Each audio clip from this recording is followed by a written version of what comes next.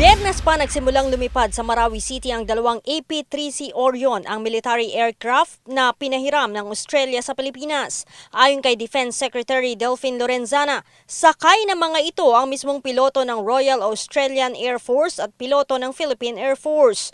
Kasama rin ang mga teknisya ng eroplano na silang nagbibigay ng impormasyon sa nangyayari sa kanilang operasyon.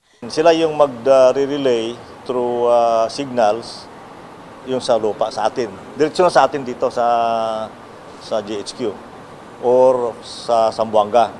Then our people in Zamboanga here will transmit yung images na nakukuha ng Peter Ryan doon sa tropa natin sa Marawi. Samantala, kinumpirma rin ni Secretary Lorenzana na bumili ang pamahalaan ng mga missile at iba pang ammunition sa Estados Unidos at dumating sa bansa noong nakaraang linggo. Subalit hindi aniya ito binili sa pamamagitan ng emergency procurement upang magamit sa Marawi operations.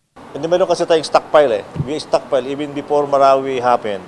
Mayroon tayong stockpile ng mga rockets saka mga bombs na we were able to deplete na naubos nung sa Marawi. So it's just normal for us to stockpile again for other purposes.